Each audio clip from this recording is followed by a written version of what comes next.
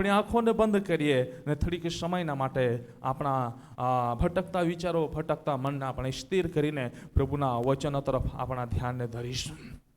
દરેક વ્યક્તિ પ્રભુને કહીએ કે પ્રભુ તો અમારી સહાયક બન, પ્રભુ તો અમારો મદદગાર બન. ઓ પ્રભુ, આ સમય છે તમારી જીવિત વાણી શીખવાનો, આ સમય છે તમારી જીવિત વાણી સાંભળવાનો, સાંભળીને શીખવાનો સમય છે. ત્યારે પ્રભુ આ સમયે તમારી કૃપા અમારા પ્રત્યે રહેવા દો. ઓ પવિત્ર આત્મા, તમે અમારા ગુરુ અને શિક્ષક બનો. ઓ પવિત્ર આત્મા, તમે આ સમયે જે વચન અમે શીખવા માટે જઈ રહ્યા છે, જે વચન અમે સમજવાના માટે જઈ રહ્યા છે, ત્યારે પવિત્ર આત્મા તમારી કૃપા અમારા પ્રત્યે રહેવા દો. ઓ પવિત્ર આત્મા, તમારી ધરવણી અમારા પ્રત્યે રહેવા દો, તમારો અભિષેક અમારા પ્રત્યે રહેવા દો. અને પ્રભુ તમારો સામર્થ્ય પૂરો પાડો, તમારો પરાક્રમ અમને પૂરો પાડો, તમારો અભિષેક અમને પૂરો પાડો. અને આ જગ્યાનો કબજો તમે લઈ લો. આ જગ્યા પર તમારા અભિષેકને ચલાયમાન કરી દો. આત્માના કાર્યને પ્રભુ તમે આ જગ્યા પર પ્રગટ કરો. કોઈ પણ રીતે આત્માના કાર્યને ખલીલ પહોંચાડનારી બાબતો હોય, કોઈ પણ રીતે આત્માના કાર્યમાંથી રૂકાવટો, અવરોધો લાવનારી બાબતો હોય, ઈસુ પ્રભુના નામમાં અત્યારે જ હમણાં જ એ સગળા બંધન તૂટી જાય, એ સગળી તકલીફો દૂર થાય. અને પ્રભુ આ સભા મધ્ય કેવો પવિત્ર આત્માનું કાર્ય થાય. આ સભા મધ્ય કેવો પવિત્ર આત્માનો અભિષેક અમે જઈ શકીએ, પવિત્ર આત્માનો હાલતા અને ચાલતા અમે જઈ શકીએ, પવિત્ર આત્માનો અભિષેકને જઈ શકીએ. અને પ્રભુ તમારા મહિમા આ સભા મધ્ય પ્રગટ થાય એવું તમે થવા દો. આ સભા મધ્ય વિવિધ ભિન્ન ભિન્ન કાર્ય થવા પામે એવું પ્રભુ તમે થવા દો, એ મારી પ્રાર્થના છે. આ સભા મધ્ય પિતા, પુત્ર અને પવિત્ર આત્મા ત્રિએક ઈશ્વરની ઉપસ્થિતિ બને. કેમ કે દેવની સભામાં એ ઈશ્વર ઉભા રહે છે. આ દેવની સભા છે, આ માણસોની સભા નથી. આ દેવની સભા છે. દેવની સભા મધ્ય દેવની ઉપસ્થિતિ બને અને દેવનું કાર્ય થાય એવું પ્રભુ તમે થવા દો, મારી પ્રાર્થના છે. પ્રભુ એક એક ભાઈ બહેનના જીવનનો કબજો લીધો, એક એક વ્યક્તિ પર તમારા અભિષેકને તમે ઊંધેલ્યું છે, માટે આભાર માનું છું. આ સમય વચન તમારું છે, દાસ તમારા છે. ત્યારે પ્રભુ વચનમાં રહેલો સામર્થ્યને પ્રગટ કરો, વચનમાં રહેલા મર્મને તમે પ્રગટ કરો, એ સાંભળનારનું હરેકનું કલ્યાણ થાય એવું પ્રભુ તમે થવા દો, એ મારી પ્રાર્થના છે. પ્રભુ આ સમયે સભાનો સગળો સુકન કાર્યો પ્રભુ તમારા હાથની અંદર સમર્પિત કરીએ છીએ. વચન થકી દરેકની સાથે વાત વ્યવહાર કરો. પ્રભુ ઈસુ ખ્રિસ્તના સામર્થ્ય નામથી માંગીએ છીએ, બધા મળીને બોલીએ આમેન, આમેન. આવા આપણા પવિત્ર શાસ્ત્રો બાઇબલને ખોલીએ અને પ્રભુના વચનો આજે આપણે શીખવા માંગીએ છીએ. ને પ્રભુના વચનમાંથી કઈ બાબત આપણે શીખવા માંગીએ છીએ. એ આજનો વિષય છે, એ ઈર્ષા. આજે મારા પ્રિય ભાઈ બહેનો, આપણે ઈર્ષા જે અધિકાય છે એના વિશે પરમેશ્વરનું વચન શીખવા માંગીએ છીએ.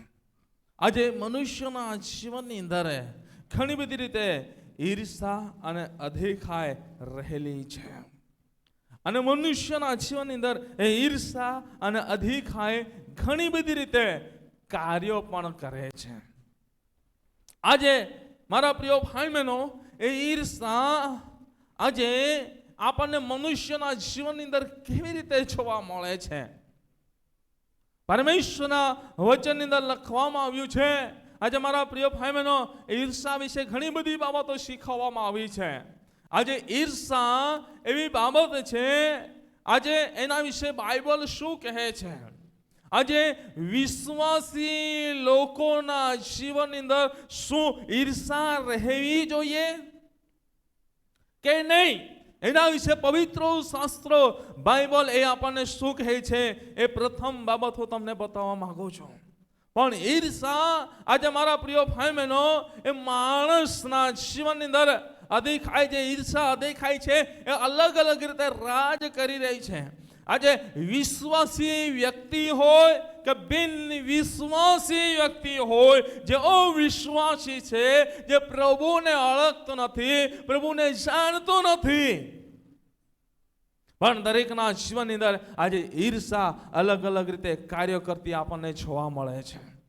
આજે મારા પ્રિય ભાઈ બહેનો, પરમેશ્વરના વચનની અંદર લખવામાં આવ્યું છે પ્રમાણે આજે એ ઈર્ષા વિશે બાઇબલ શું કહે છે હું તમને બતાવવા માંગુ છું. પહેલી બાબતે ઈર્ષા વિશે એ બાઇબલ શું કહે છે આપણે જોવા માંગીએ છીએ. પવિત્ર શાસ્ત્ર બાઇબલની અંદર ગીત શાસ્ત્રો 37મા અધ્યાયની અંદર પહેલી કલમની અંદર શું કહે છે આપણે વાંચીએ તથા સાંભળીએ. 37મા અધ્યાય પહેલી કલમ વાંચો.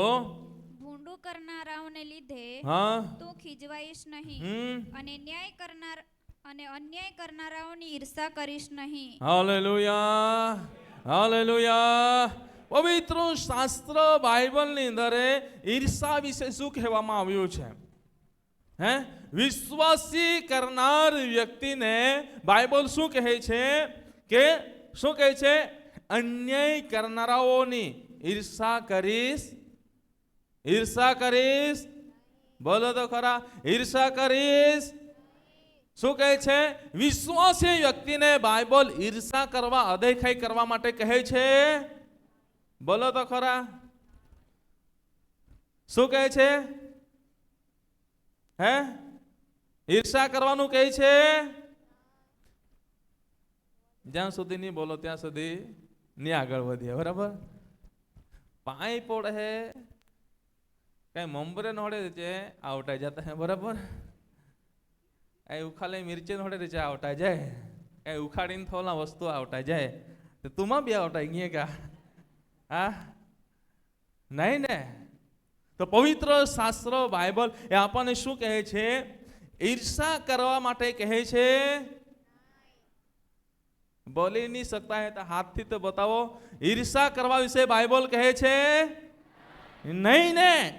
તો વિશ્વાસી વ્યક્તિએ એ બાબતને યાદ રાખવી જરૂરી છે કે પવિત્ર શાસ્ત્ર બાઇબલ એ આપણને શીખવે છે કે તું ભૂંડું કરનારાઓને લીધે તું ખીજવાઈશ નહીં, અન્યાય કરનારાઓને લીધે તું ઈર્ષા કરીશ નહીં. બરાબર? તો મારા પ્રિય ભાઈઓ, એ બાબતને આજે આપણે યાદ રાખવાની જરૂર છે. જે પ્રભુ પર ભરોસો રાખે છે, એના માર્ગમાં ચાલે છે, એ વ્યક્તિને એ કહેવા માંગે છે કે ઈર્ષા કરવું નહીં. નીતિ વચન એનો 3 અધ્યાય 31મી કલમ, 23મો અધ્યાય 27મી કલમ અને 24મો અધ્યાય 19મી કલમ શું કહે છે આપણે વાંચીએ. તું જુલ્મી માણસની અદેખાઈ ન કર અને તેનો એકે માર્ગ પસંદ ન કર. Hallelujah, hallelujah. શું લખવામાં આવ્યું છે? આજે વિશ્વાસ કરનારા હરેક બાળકોને કહેવા માંગુ છું, આપણે ઈર્ષા વિશે વચન શીખી રહ્યા છે. એમાં પહેલી બાબત એ બતાવી રહ્યો છું કે વિશ્વાસ કરનારા વ્યક્તિઓને માટે ઈર્ષા વિશે શું કહેવામાં આવ્યું છે. પહેલી બાબત આપણને જોવા મળે છે કે ઈર્ષા ના કરવી. ત્યાં જ આપણને લખવામાં આવ્યું છે, જ્યારે પ્રભુનું વચન વાંચ્યું ત્યાં, કે જે જુલ્મી માણસો છે તેઓની સાથે અદેખાઈ કે ઈર્ષા, બરાબર, ન કર અને તેઓનો એક માર્ગ પણ પસંદ. શું કહે છે? તેઓનો એક માર્ગ પણ શું કર? બોલો તો ખરા.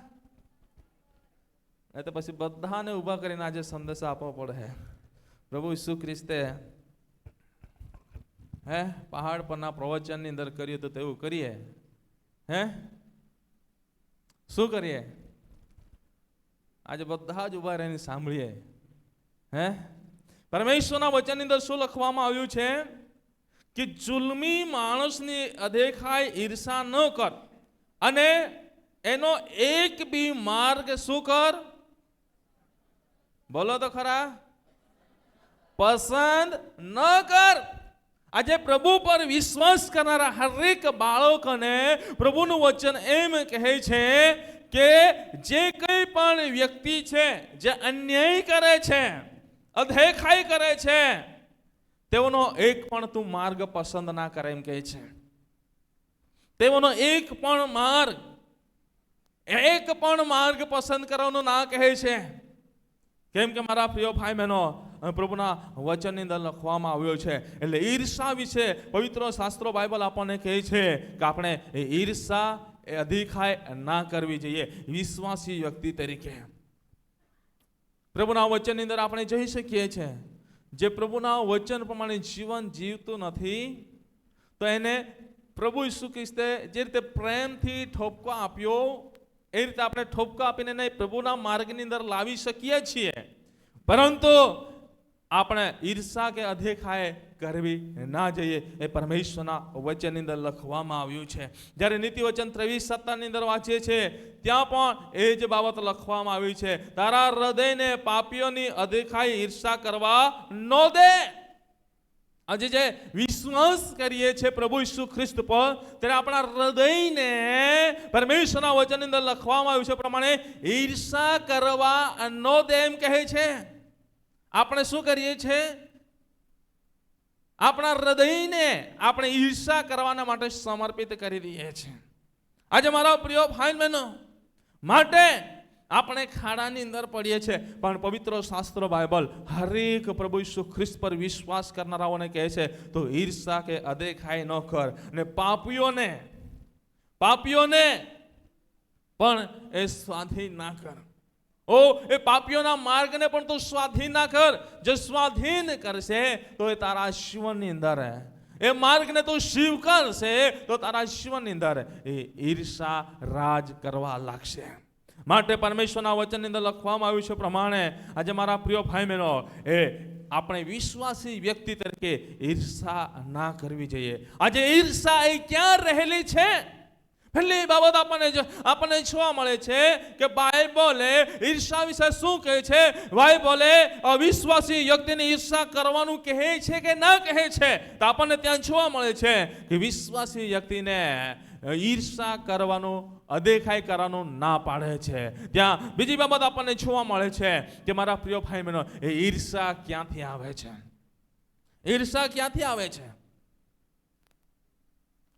મનુષ્યના જીવનની અંદર ઈર્ષા અદેખાઈ ક્યાંથી આવે છે? ક્યાંથી આવે છે? એકબીજાને પૂછો ને, આજુબાજુ બેઠેલા છે એમને,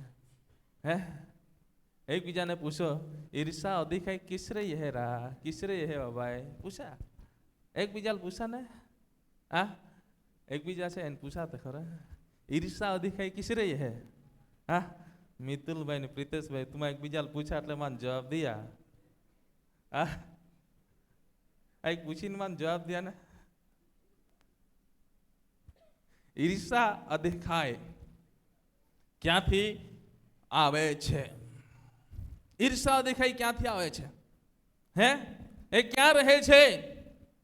પરમેશ્વરના વચનની અંદર શું લખવામાં આવ્યું છે? 1 કોરિન્થી એનો 3 અધ્યાય ને 3 કલમને વાંચીએ. વાંચો 1 કોરિન્થી 3 અધ્યાય 3 કલમ. કેમ કે તમે હજી સાંસારિક છો, કેમ કે તમારામાં ઈર્ષ્યા તથા કજિયા છે. કોનામાં છે ઈર્ષા કજિયા? કોનામાં છે? એકબીજાનો હાથ પકડો ને, એકબીજાનો હાથ પકડો, એકબીજા હાથે દો યા. બરાબર? આમ ડાંગીને કોકણી હોડી તમારે ના આવડે એટલે છે નહીં બોલું. બરાબર? બાકી એકબીજા હાથ દો યા, એકબીજા હાથ દઈને આખા એકબીજા છે યા અમે માસે નહીં. બરાબર? એકબીજા છે યા. ઈર્ષા કિસરે હે પૂછા અમે વચન આખા તમારામાં, એટલે તું ચા લાગતી તું નાખી. બરાબર? અને છેલ્લે આપણામાંથી ક્યાંથી આવે છે? ક્યાંથી આવે છે? કિસરે હે? બરાબર? ઈર્ષા એ મનુષ્યમાંથી આવે છે. પરમેશ્વરના વચનની અંદર લખવામાં આવ્યું છે કેમ કે તમે હજી સંસારિક છો, પ્રભુ પર વિશ્વાસ કરીએ છે, પરંતુ મારા પ્રિય ભાઈ બહેનો એ વિશ્વાસ એ નામનો વિશ્વાસ છે. જ્યારે નામનો વિશ્વાસ છે ત્યારે આપણે સંસારિક જીવન જીવીએ છીએ ને સંસારિકતામાં રહીએ છીએ, આત્મિકતામાં રહેતા નથી. ત્યારે એ ઈર્ષા એ મનુષ્યોમાંથી આવે છે. કેમ કે લખવામાં આવ્યું છે ઈર્ષા એ તમારામાં ઈર્ષા તથા કજિયા છે. કોનામાં છે? આજે મનુષ્યના જીવનની અંદર ઈર્ષા અને કજિયા રહેલો છે. આજે બહારથી એ ઈર્ષા અને કજિયા આવતો નથી, ઈર્ષા દેખાય આવતો નથી. એ ઈર્ષા એ મનુષ્યના જીવનમાંથી નીકળે છે. ને ઈર્ષા એ ક્યારે ઉત્પન્ન થાય છે? ક્યારે ઉત્પન્ન થાય છે? એક્ઝામ્પલ તરીકે મારા પ્રિય ભાઈ બહેનો આપણે જોઈએ તો કદાચ કઈક વ્યક્તિ છે, અને વ્યક્તિ ખૂબ જ મહેનત કરે છે, ખૂબ જ મહેનત કરે છે, ખૂબ જ મહેનત કરે છે. એમને એનું મહેનતનું ફળ એને મળે છે, બરાબર. બીજું વ્યક્તિ છે એ પણ મહેનત કરે છે, એનું મહેનતનું ફળ એને મળે છે. પરંતુ બે વ્યક્તિની અંદર કંઈક ડિફરન્ટ છે, કંઈકની મહેનત અલગ છે. તો બીજું વ્યક્તિ ખુશ, એ પણ બંનેની મહેનત સરખી છે, પરંતુ કંઈક એમની પાસે આવડત છે કે એની આવડતથી એ પહેલા વ્યક્તિ કરતા 50 રૂપિયા વધારે કમાવે છે, અને પહેલો વ્યક્તિ છે તે 50 રૂપિયા કમાવે છે, બરોબર. તો પહેલા વ્યક્તિને અધિકાય ઈર્ષા આવી જશે. હે કેમ? આરે જ કામે જજે, આરે જ કો જે તું કહે લફાય. હે ઈર્ષા દેખાય આવશે ને. પણ એના પાસે શું છે? આવડત છે. એમની પાસે એક કળા છે કે દૈવ્ય જ્ઞાન છે. કેમ કે વચનની અંદર લખવામાં આવ્યું છે, તું તારા પોતાના હાથે મહેનત કરીને, તું તારા પોતાના હાથે મહેનત કરીને ખાશે. તો પ્રભુએ એ પોતાના હાથે મહેનત કરવાની કોણે આપી છે? પ્રભુએ પોતાના હાથે મહેનત કરવાની આવડત આપી છે. પ્રભુએ પોતાના હાથે મહેનત કરવાની કૌશલ્ય આપી છે કે જેના દ્વારા એ મહેનત કરે છે. પરંતુ એ પણ 8 કલાક મહેનત કરે છે, આ પણ 8 કલાક મહેનત કરે છે. પરંતુ પહેલું વ્યક્તિ છે 100 રૂપિયા કમાવે છે, તો બીજું વ્યક્તિ છે 200 રૂપિયા કમાવે છે. કેમ? કેમ કે એમની પાસે કળા છે. તો પહેલા વ્યક્તિને શું થશે? ઈર્ષાને અદેખાય આવવા લાગશે. અને ઈર્ષા ન દેખાય એ બહારથી નથી આવતો, એ પોતાના જીવનમાંથી આવે છે. પરમેશ્વરના વચનની અંદર લખવામાં આવ્યું છે, ઈર્ષા એ અદેખાય તમારામાં ઈર્ષા ને કજિયા છે. ને જ્યારે યાકૂબનો પત્રનો 3 અધ્યાય અને 14મી કલમ વાંચે છે, ત્યાં શું લખવામાં આવ્યું છે? વાંચો. યાકૂબ 3:14. પણ જો તમારા મનમાં કડવી અદેખાય તથા ચર્ચા ચર્ચી છે. હા, શું લખવામાં આવ્યું છે? પહેલી બાબત, આપણે ઈર્ષા ક્યાંથી આવે છે? તો વચનની અંદર શું લખવામાં આવ્યું છે? તમારામાં. બરાબર. એટલે આપણા જીવનની અંદર ઈર્ષા ને અદેખાઈ રહેલી છે.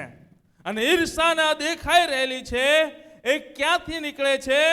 તો તમારા, શું લખવામાં આવ્યું છે? હવે વાંચે. તમારા મનમાં કડવી શું? અદેખાય. તમારા મનમાં એ ઈર્ષા ને અદેખાઈ મનુષ્યના જીવનમાં રહેલી છે.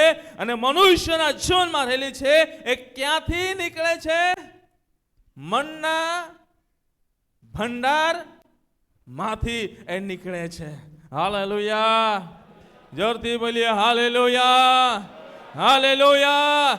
મનુષ્યના મનના ભંડારની અંદર જે ભંડાર છે, એ ભંડારની અંદર રાખેલી જે બાબતો છે, ભંડારમાંથી નીકળીને એ મુખ માંથી એ નીકળે છે.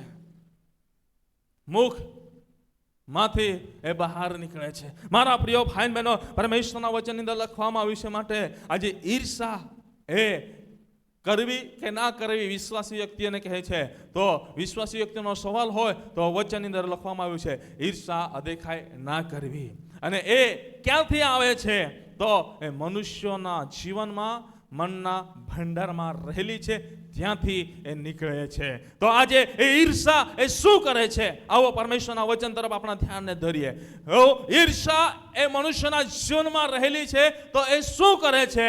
પહેલી બાબતે 3જા વિભાગની અંદર, હવે પહેલી બાબતની અંદર આપણે આગળ વધવાના છે. પ્રભુના વચનની અંદર વાંચીએ. ઉત્પત્તિ એનો 4થો અધ્યાય અને 5મી અને 8મી કલમને આપણે વાંચીએ. ત્યાં શું લખવામાં આવ્યું છે? વાંચો. પણ કાઈનને તથા તેના અર્પણને માન્ય કર્યા નહીં, માટે કાઈનને બહુ રસ ચડ્યો ને તેનું મોં ઉતરી ગયું. શું થયું? કાઈનને શું થયું?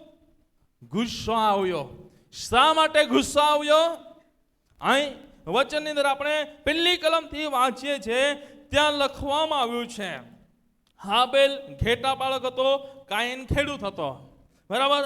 અને બંને પોતપોતાનું અર્પણ, જે હિસ્સો છે પરમેશ્વરની આગળ ચડાવવાનો, પ્રભુની સંધ્યામાં લાવવાનો, જે દુશ્મનો હિસ્સો એ લઈને અર્પણ લઈને પ્રભુની સંધ્યામાં પહોંચ્યા. અને પ્રભુની સંધ્યામાં પહોંચ્યા. બંનેની મહેનત સરખી છે, બરાબર. બંનેની મહેનત સરખી છે. પરમેશ્વરના વચનની અંદર લખવામાં આવ્યું છે પ્રમાણે અહીં બંનેનું અર્પણ પણ સરખું છે. કદાચ કાઈનનું અર્પણ વધારે પડતું પણ હશે એવું લાગે છે મારા અંદાજો પ્રમાણે. પરંતુ અહીં લખવામાં આવ્યું છે, પ્રભુના વચનની અંદર શું લખવામાં આવ્યું છે, અને 5મી કલમની અંદર વાંચીએ છીએ, ત્યાં લખવામાં આવ્યું છે, પણ કાયનને તથા તેના અર્પણને પરમેશ્વરે માન્ય કર્યું નહીં. પ્રભુએ શું પ્રથમ અર્પણને નહીં પરંતુ કાયનને માન્ય કરે નહીં. કેમ? કાયનના જીવનની અંદર કંઈક ને કંઈક ખામી રહેલી હતી.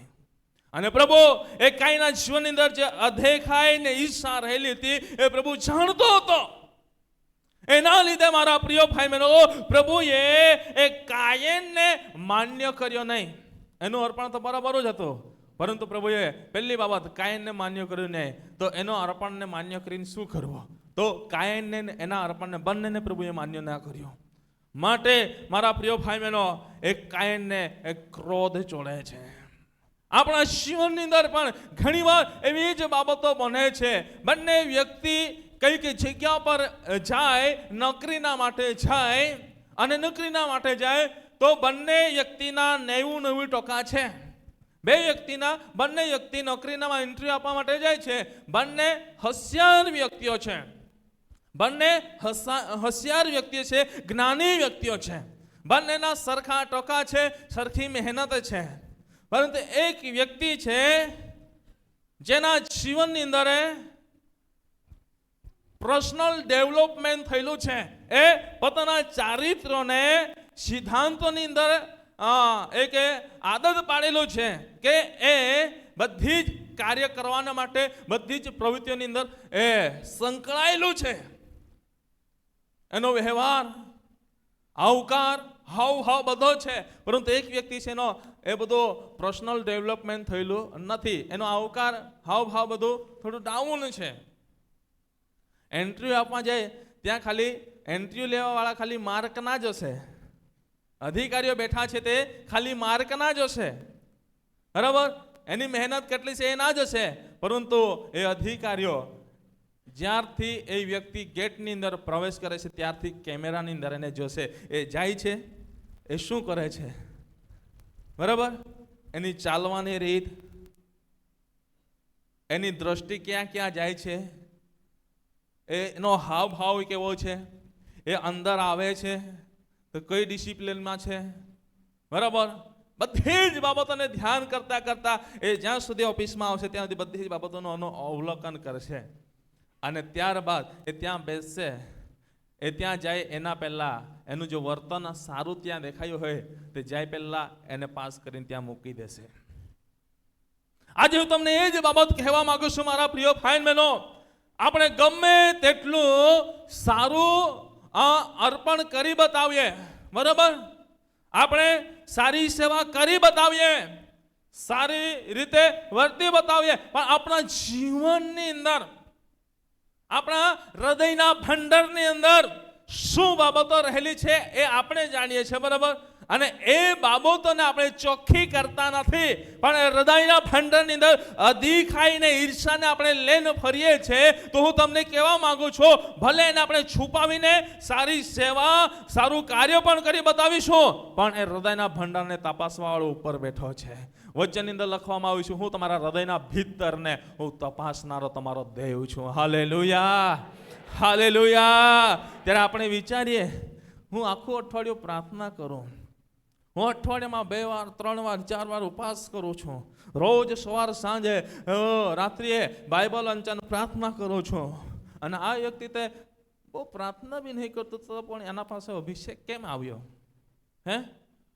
પણ આપણે મહેનત કરીએ છીએ, એની પાછળ આપણું જીવન આપણે યોગ્ય રાખ્યું છે, હે, જીવનની અંદર જે અધિખાઈ ને ઈર્ષા છે એને બહાર કાઢ્યું છે.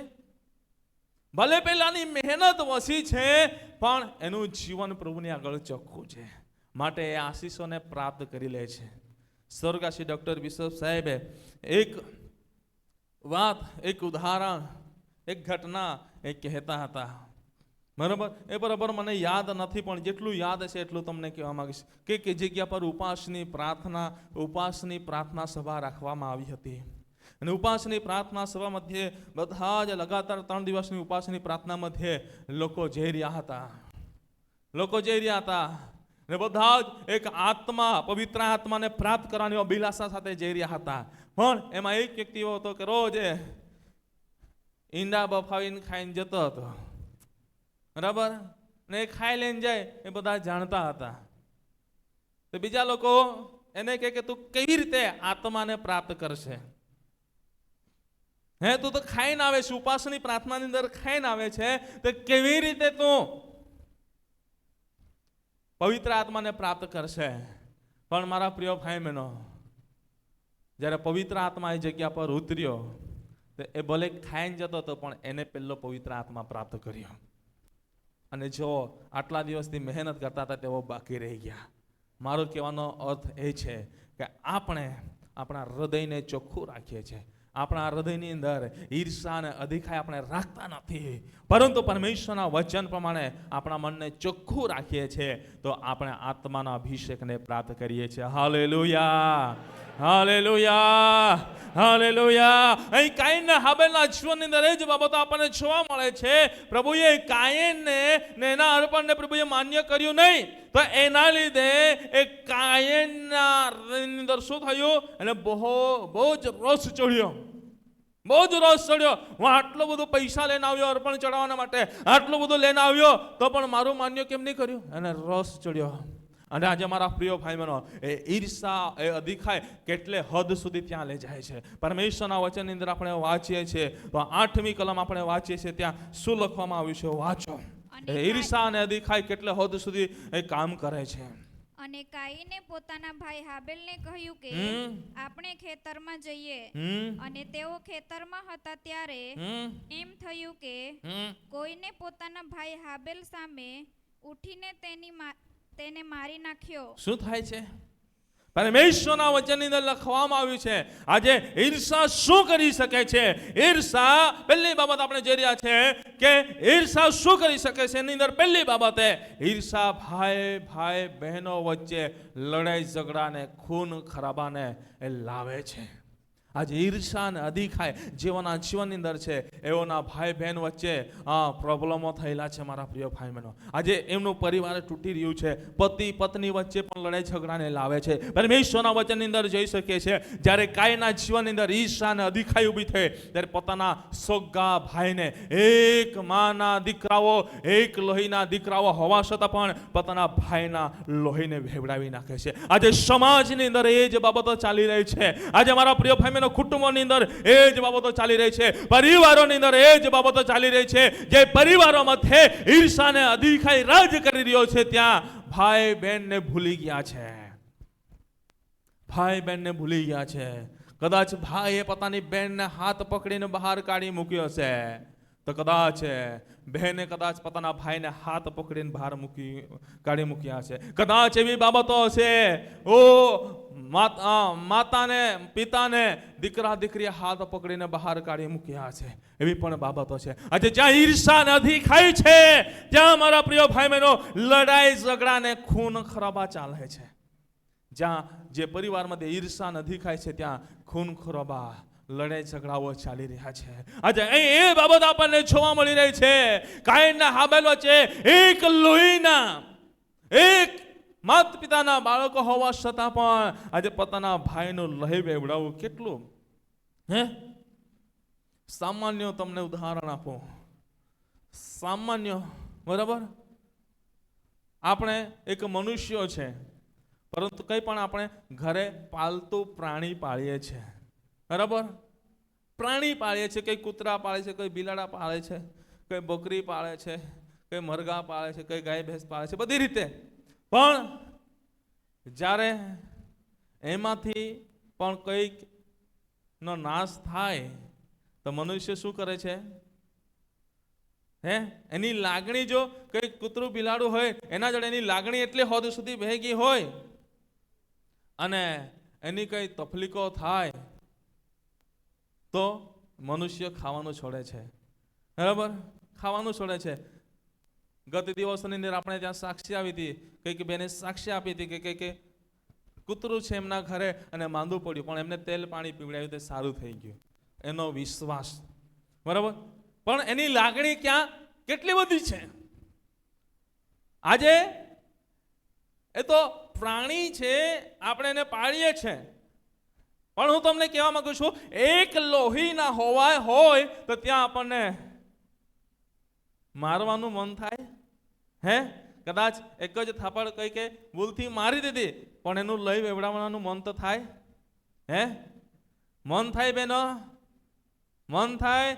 એક લોહીના હોય તો એની લોહી વેવડાવવાનું મન થાય તમને?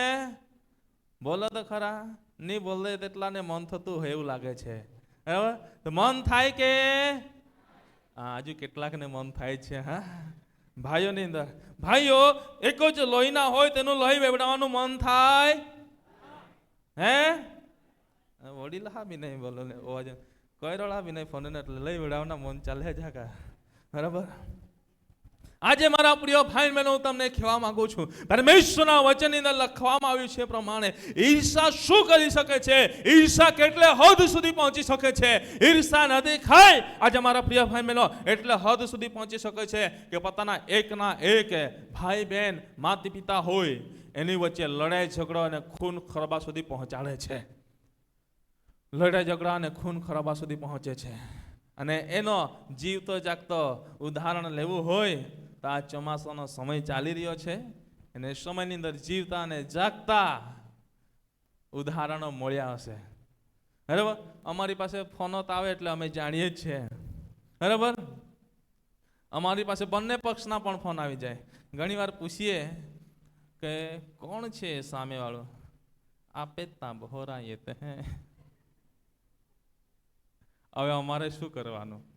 પરંતુ અમારે શીખવવાનું કામ છે, અમે શીખાવીએ છીએ, પરંતુ જીવવાનું કામ તમારે છે. તમે એ પ્રમાણે જીવતા નથી, એમાં અમારી ભૂલ નથી. વચન કહે છે સત્યનું જેને જ્ઞાન થયું છે પછી એ અસત્યમાં ચાલે છે તો એમાં શીખવનારનું, એ સત્ય પ્રગટ કરનારાની એમાં ભૂલ નથી. મને એક વ્યક્તિ કે તું કઈ ખાડતો હો જાણે હોડા ચાલે હે માયા ખે ચાલે આ કા ચા પાસડી કા પૂછડી દો ફિરિયા ગુ કા ખે માયા ચાલા કા કે બધા પાસડી કા ફિરિયા ગુ કા એક જણા પાસડી આખો માયા ખ્યા આમે કામ સત્ય પ્રગટ કોને પાછી તી નહીં જીવે તો તી જાય દેવ જાય. આજે મારા પ્રિય ભાઈ બહેનો, હું તમને કહેવા માંગુ છું, જો મનુષ્યના જીવનની અંદર જો ઈર્ષા ને દેખાઈ રહી હોય, અથવા અહીં બેઠેલા હરેક વિશ્વાસી ભાઈ બહેનો હું તમને કહેવા માંગુ છું, અથવા ઓનલાઈનના માધ્યમથી જેઓ શીખે એમને પણ હું કહેવા માંગુ છું, જો તમારા જીવનની અંદર ઈર્ષા અને અધિખાઈ રહેલી છે તો એને તમે બહાર કાઢી નાખજો.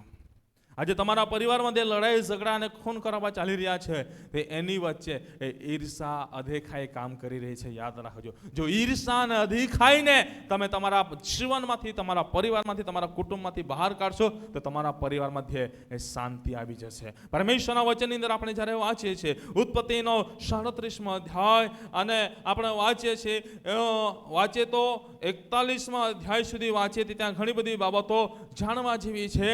પરંતુ 37મો અધ્યાય અને 5મી કલમને આપણે વાંચીએ ત્યાં શું લખવામાં આવ્યું છે? અને યુસુફને સ્વપ્ન આવ્યું ને તેણે તેના ભાઈઓને તે કહી સંભળાવ્યું, અને તેઓ તેના પર વધતો દ્વેષ કરતા હતા. અને તેણે તેઓને કહ્યું કે આ સ્વપ્નમાં મેં જે દીઠું છે તે સાંભળો. કઈ નહીં, અહીં શું લખવામાં આવ્યું છે? એમના ભાઈઓને, યુસુફે એમના ભાઈઓને કીધું ત્યારે શું થયું? એમના ભાઈઓને અધિખાઈ આવી. એમના ભાઈઓને અધિખાઈ આવી. આજે અહીં મારા પ્રિય ભાઈ બહેનો આપણને એ બાબતો જોવા મળે છે, કંઈક પણ મનુષ્યો પોતાના સગા સંબંધી માટે કંઈક સારું વિચારે, કદાચ નાનું મોઢું ને વધારે બોલી દે તો ખોટું લાગી જાય. બરાબર ને વડીલ ગોવિંદભાઈ? બરાબર. નાનું મોડું અને વધારે બોલી દે તો ખોટું લાગે, પરંતુ ઘણીવાર યાદ રાખજો મારા પ્રિય ભાઈ બહેનો, પુરાતન સમયની અંદર એલી યાજકના સમયની અંદર પ્રભુએ બાળ સમુએલ જોડે પણ વાત કરી હતી, અને બાળ સમુએલ જોડે વાત કરીને પ્રભુ બાળ સમુએલના હસ્તકે કામ કરતો હતો.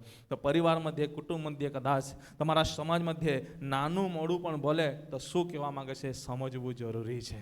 શું કહેવા માંગે છે, શું જણાવવા માંગે છે એ સમજવું પણ જરૂરી છે. Hallelujah, hallelujah. માટે પરમેશ્વરના વચનની અંદર લખવામાં આવ્યું છે પ્રમાણે મારા પ્રિય ભાઈ બહેનો, આજે ઈર્ષા, અધિખાય અહીં આપણને જોવા મળે છે.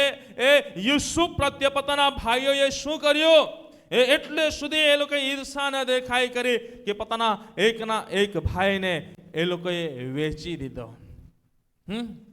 પહેલી બાબત આપણને જોવા મળે છે કે એકના એક ભાઈને એ લોકોએ પણ મારી નાખવાના માટે પ્લાન પણ કર્યા.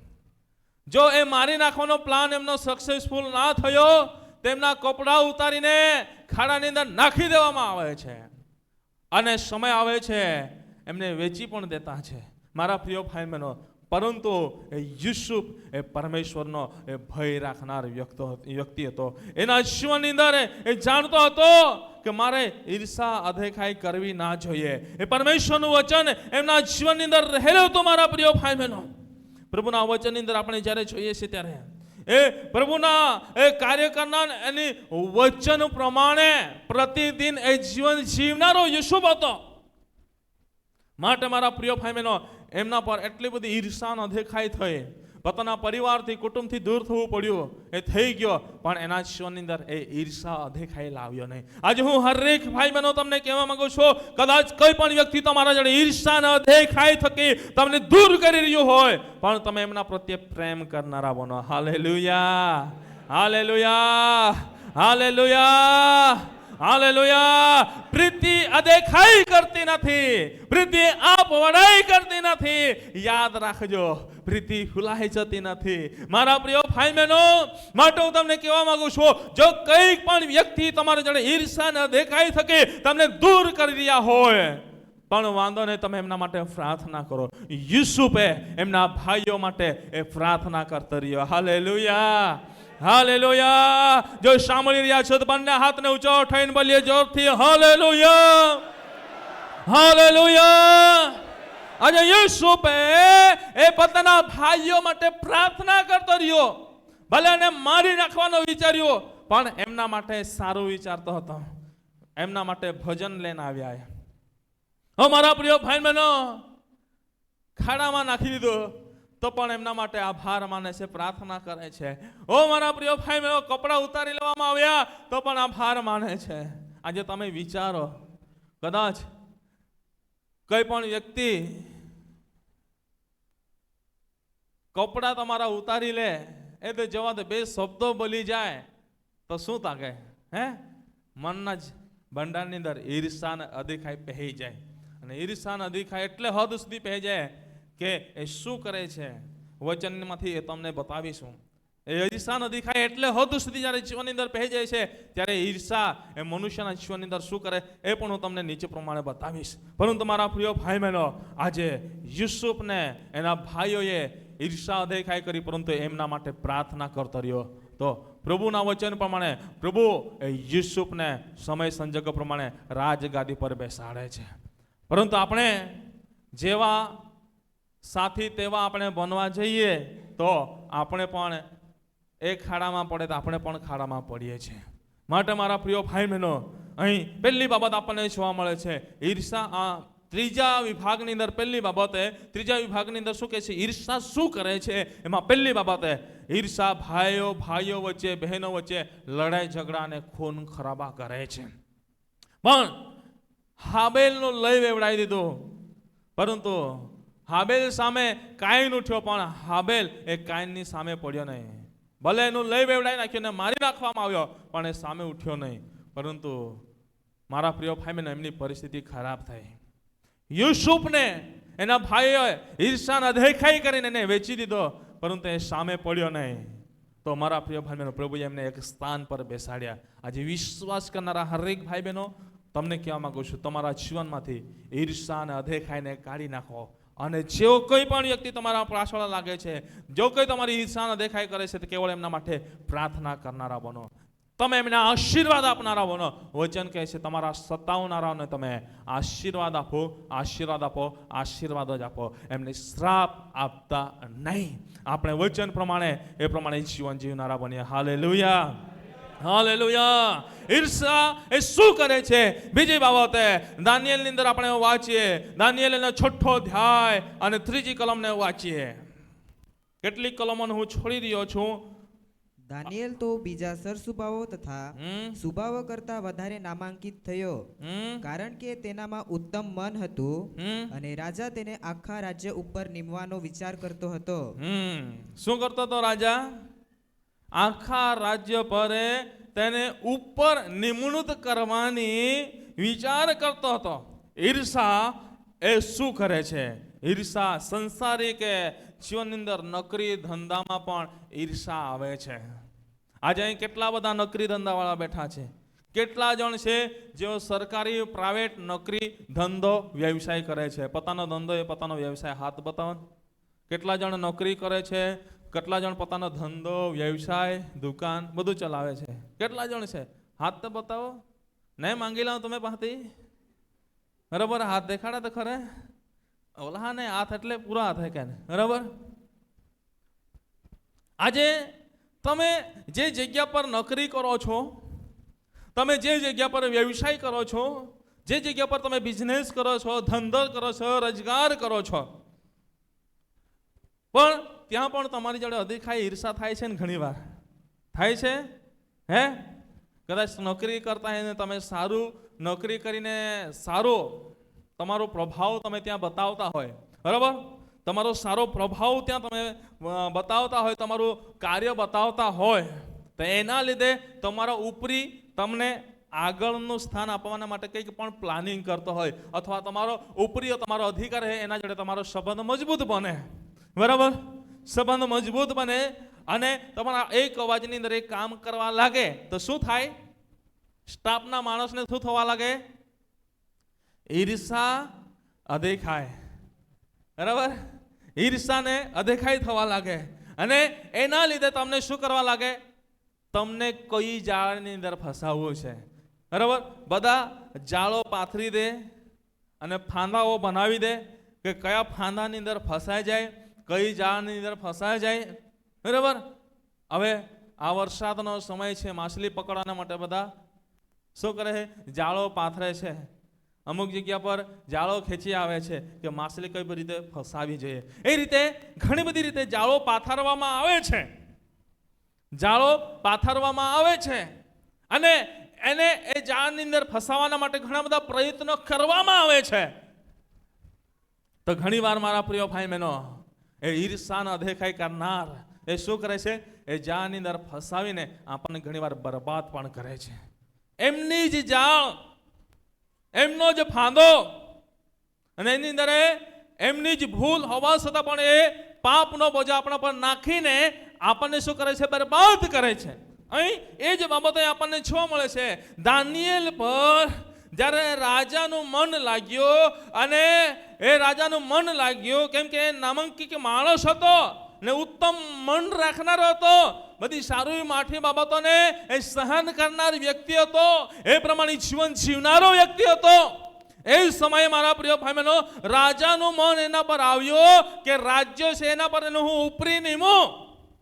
ત્યારે એના બીજા સરસુભાઓને એ ગમ્યું નહીં. તો દાનિયેલને કઈ રીતે ફસાવવું, દાનિયેલને કઈ રીતે ફસાવવું, એના માટે એ પાછળ પડી ગયા. નોકરી કરવાનું છોડીને એની પાછળ નોકરી કરવા લાગ્યા. એ જ્યાં જાય ત્યાં પાછળ પડી ગયા. દાનિયેલ હે જે કંઈક કહે કા, એ જે કંઈક કહે કા. અને મારા પ્રિય ભાઈ બહેનો, એ તો પોતાના દૈવની આસ્થાની અંદર જીવન જીવનારો વ્યક્તિ હતો. પ્રભુના વચન પ્રમાણે પ્રાર્થના કરવાના માટે બેઠો, કેમ કે પોતાના દૈવની આસ્થાની અંદર જીવન જીવનારો વ્યક્તિ હતો. જીવતા દૈવની આગળ એક ઘૂંટણે ટેકવીને બેઠો. ત્યારે મારા પ્રિય ભાઈ બહેનો, એને એ ફસાવતા હોય છે.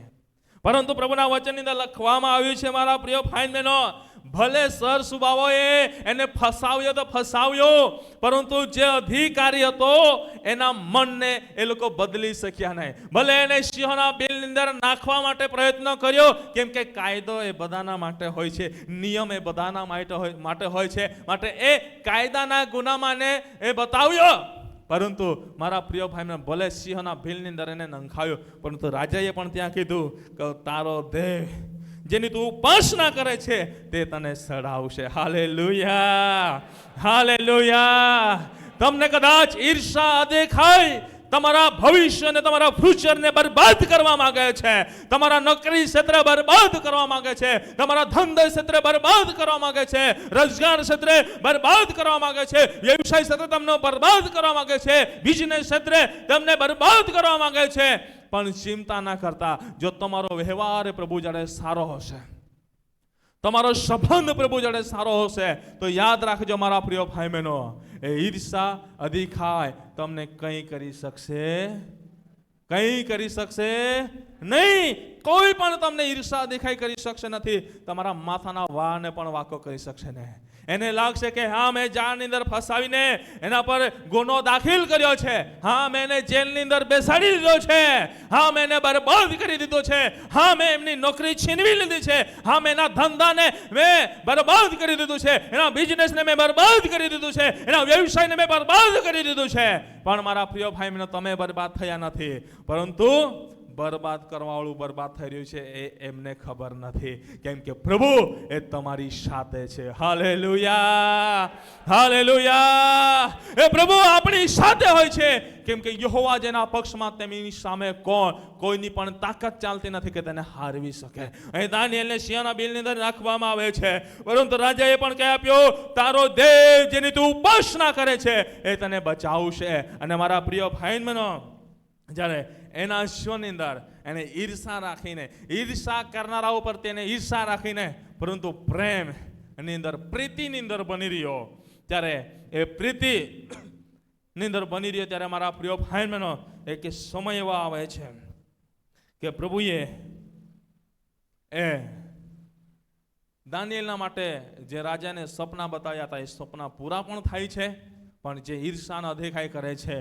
એવો જે બરબાદ કરવા માંગતા હતા તેઓ બરબાદ થઈ જાય છે. આજે અહીં સાંભળી રહેલા હરેક ભાઈ બહેનોને કહેવા માંગુ છું, અહીં બેસીને સાંભળી રહ્યા છે, યુટ્યુબ કે ફેસબુકના ઓનલાઈનના, સોશિયલ મીડિયાના ઓનલાઈનના માધ્યમથી તમે સાંભળી રહ્યા છો, હું તમને કહેવા માંગુ છું, આજે તમે નોકરી, ધંધો, વ્યવસાય કરી રહ્યા છો, બિઝનેસ કરી રહ્યા છો, પરંતુ કોઈ પણ તમારી સાથે ઈર્ષા કરીને તમારા ભવિષ્યને બરબાદ કરવા માંગે છે, પણ તમે હારી ના જતા, તમે તૂટી ના જતા, તમે નારાજ ના થતા, પરંતુ જે રીતે દાનિયેલે પ્રભુની આગળ ઘૂંટણા ટેકવાનું બંધ કર્યું નહીં, એ રીતે તમારા ઘૂંટણો પણ પ્રભુની આગળ ટેકવાનું બંધ કરતા નહીં. જેમ જેમ ઈર્ષા અને અધિકારી તમારા જીવનની અંદર આવશે, તેમ તેમ તમારા ઘૂંટણોને પ્રભુની આગળ તમે ટેકાવતા રહો, ટેકાવતા રહો, ટેકાવતા રહો. ભલે તમને ત્યાંથી અલગ કરવાનો નિર્ણય પણ આવશે, પરંતુ મારા પ્રિય ભાઈઓને યાદ રાખજો, ભલે તમને ત્યાંથી એવી ખરાબ જગ્યા પર મોકલવામાં આવશે, અથવા ખરાબ પોસ્ટ પણ આપવામાં આવશે, જગ્યા પણ આપવામાં આવશે, પણ યાદ રાખજો, પ્રભુ ત્યાંથી તમને પ્રમોશન સાથે બહાર કાઢશે. હાલેલુયા. જો વિશ્વાસ કરો છો તો જોરથી આમેન બોલીએ. Amen, amen, hallelujah, hallelujah. એ દાનિયેલને પ્રભુએ સિંહના બિલમાંથી એને પ્રમોશન સાથે બહાર કાઢ્યો. આજે પ્રભુ તમારા નોકરી, ધંધા, વ્યવસાય, બિઝનેસની અંદર પણ પ્રભુ તમને એ જ રીતે આગળ કરવા માંગે છે. Hallelujah, hallelujah. પણ આજે આપણા જીવનની અંદર એ ઈર્ષા અદેખાય હોવી જોઈએ, ઈર્ષા અદેખાય હોવી જોઈએ નહીં. માટે મારા પ્રિય ભાઈ બહેનો, આ બાબતને આપણે ધ્યાનમાં રાખીએ. હજુ કેટલીક બાબતો છે, પરંતુ હું દરેક ને વિચારું છું એટલે આગળ વધવા માંગતો નથી. માટે જે બાબત મેં તમારા મધ્ય મૂકી છે એ બાબતને આપણે ધ્યાનમાં રાખીએ. આપણે શીખી રહ્યા છીએ, ઈર્ષા વિશે શીખી રહ્યા છે. ઈર્ષા વિશે શીખી રહ્યા છે. પહેલી બાબત આપણે જોઈ ગયા કે પવિત્ર શાસ્ત્રો બાઇબલ વિશ્વાસ કરનારાઓને શું કહે છે? તો પવિત્ર શાસ્ત્રો બાઇબલ વિશ્વાસ કરનારાઓને ઈર્ષા કરવાનું ના પાડે છે, ઈર્ષા અદેખાઈ રાખવાનું ના પાડે છે. અને જ્યારે ઈર્ષા અને અદેખાઈ એ મનુષ્યના જીવનમાં છે તો એ ક્યાં રહે છે? તો એ મનુષ્યના જીવનની અંદર રહે છે અને મનના ભંડારમાં રહીને એ ત્યાંથી એ બહાર નીકળે છે. અને જ્યારે બહાર નીકળે છે ત્યારે ઈર્ષા એ અદેખાઈ શું કરે છે, કેટલે હદ સુધી કામ કરે છે? તો એમાં પહેલી બાબત આપણે જોઈ ગયા, ભાઈ બહેનો વચ્ચે લડાઈ ઝઘડા ખૂન ખરાબા લાવે છે. બીજી બાબત આપણે જોઈ ગયા, સંસારિક નોકરી ધંધા વ્યવસાય બિઝનેસની અંદર મારા પ્રિય ભાઈબહેનો ત્યાં એ તકલીફો લાવે છે. પણ જે પ્રભુ પર વિશ્વાસ કરે છે એને પ્રભુ અંતે વિજય આપે છે. માટે પ્રીતિ અદેખાઈ કરતી નથી, આપ વડાઈ કરતી નથી, પરંતુ પ્રીતિ એ સગળું સહન કરે છે, સગળું ખમે છે અને સગળા પર એ પ્રીતિ એ પ્રેમ રાખે છે. આ વચનો થકી પ્રભુ દરેકને આશીર્વાદ આપે. આ વચનો થકી પ્રભુ દરેકને આશીર્વાદ આપે. Amen, amen, amen. સર્વ સમય આપણે